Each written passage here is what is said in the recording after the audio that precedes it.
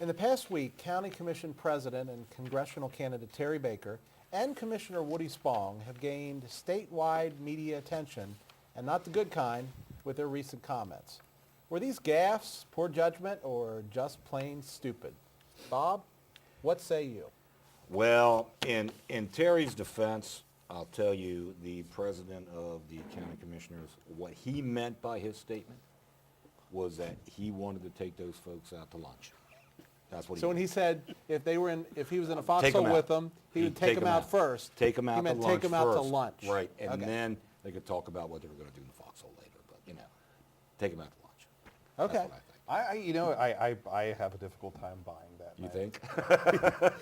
Now, and I think there's a deeper vein here, and we'll get into the Spong issue, I'm sure, here in a second. I think, and I get upset with people when they say this on both sides of the aisle. Look, it's one thing to disagree with whomever is in the, especially in the office of the president, but when you start making statements like that, to me personally, I think it borders on treason and maybe even sedition, because you may not respect the person who's in office, but you have to respect the office. Otherwise, this Got to respect the position. entire experiment we have in legitimate government kind of starts falling apart. Jim Mills, what say you?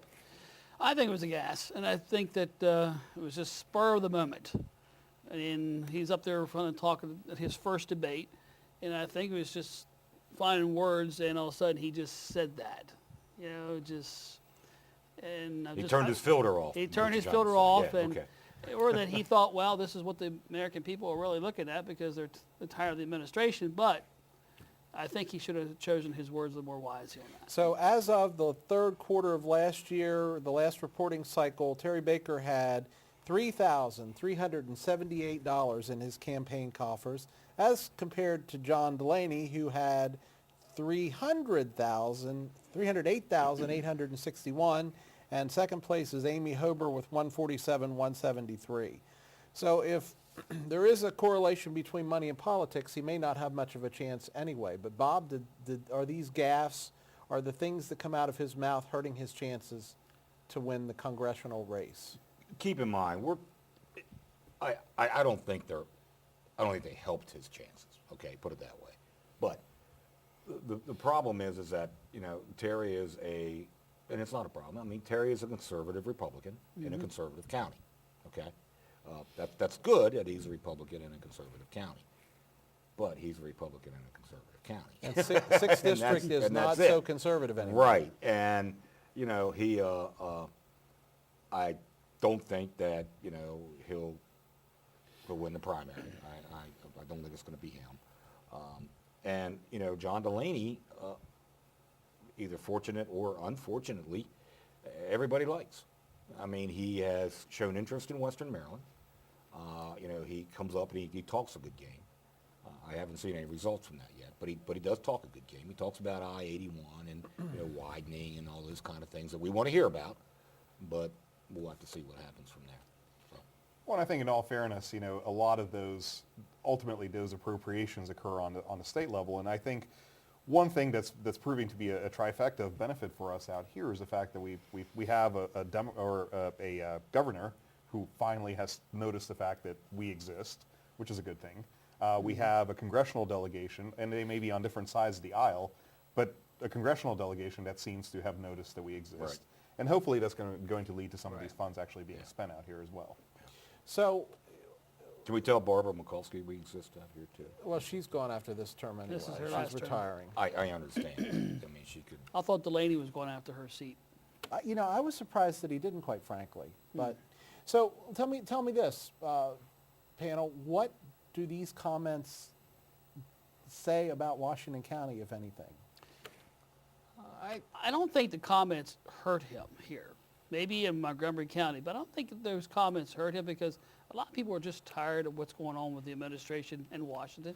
But when you add those comments to Woody Spong's comments, and let's transition into that piece of it, and these both come out within days of each other, and I mean, do we look like the country hicks that really shouldn't be running anything? I think to some degree you're bringing up a good point, which is that if we want to be noticed, then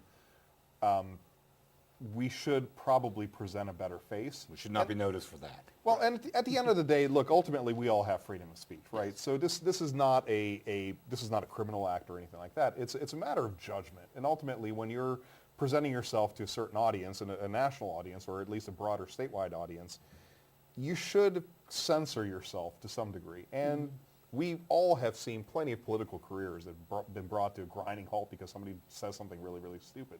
Yeah. And that's the nature of things. I mean, it ultimately is a popularity contest, and you are judged, maybe fairly or unfairly, by the things that you say. Right. But you look at the body of Woody's work, I'm not sure that there's much of a body there, versus the body of comments that that are attributed to him, the whole thing with Donna Brightman, this particular item, and I understand we've not heard the last of his Faux pas. faux pas. Yeah. let's use that I word. mean, You know, Woody, and he just,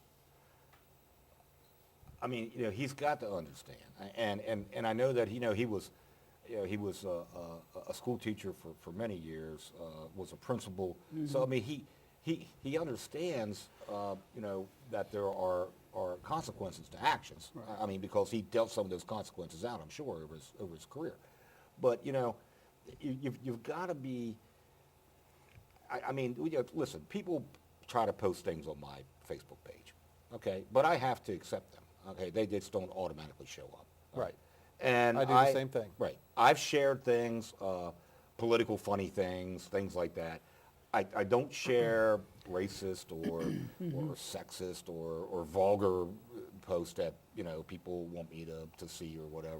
I don't do that. Okay. And I'll be, because, Go ahead. but it's not because I'm an elected official or anything. It's because I try to present as a decent guy. I mean, I think I am a decent guy, and I sure don't want anybody to think that I'm not.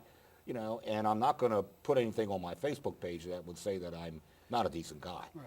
And Woody, for some reason, either he missed it and it got posted on his Facebook page, except that he did share it, which meant that he knew it was there. It was there, yep. So Yeah, he knew it. So he knew it was there. I don't know what he was thinking, and like I said earlier, we had a conversation whether he just really believes that his political career is over anyway, and it doesn't matter to me. So here's the thing, though, that concerns me. And we've talked on this show many times about political correctness and how it's gone awry. But there are some people that doesn't apply to, that need to be politically correct, at least at a little bit of a level. And I know Right. Donald Trump has done really well Right. ignoring those rules. But, I don't think that little cartoon that he posted, the buckwheat cartoon, was necessarily racist. I don't think it was funny. It was in poor taste. I think it was in poor taste. Yes. No, But I heard a lot of people, I saw a lot of people on Facebook and on the Flipside page, because we reposted it, saying, oh, this is racist. Well, I don't know that it was definite.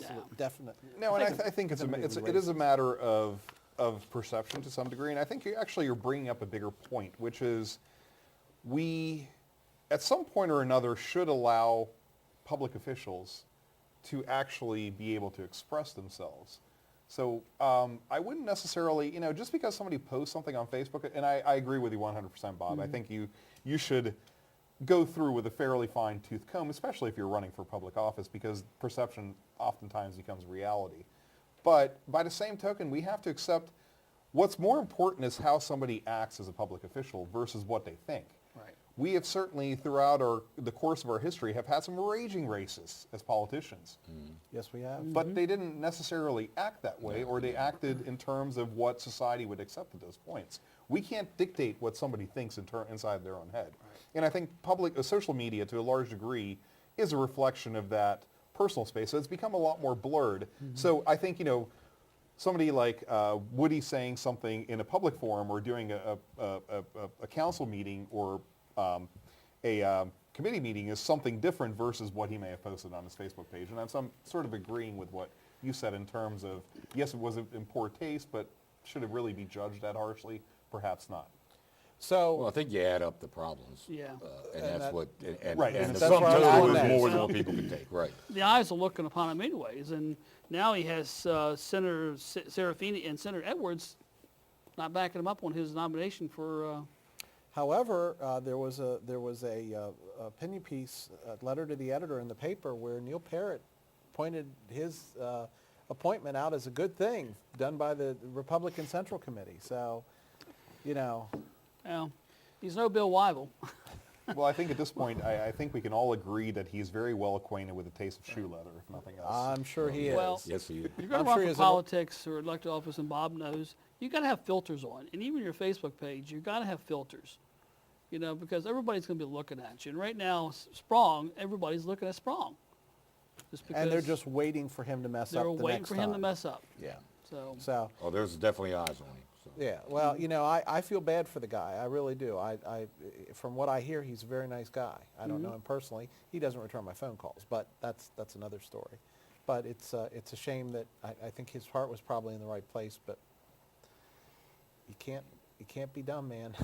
No. Gotta no, do the you've right gotta- thing. Yeah, you've got to have But I'm going to take the last word on that. Next up on the flip side, who's the man? Apparently Larry Hogan's the man. When we come back, we will talk approval ratings and success stories for our current governor. We'll be back in 3 minutes.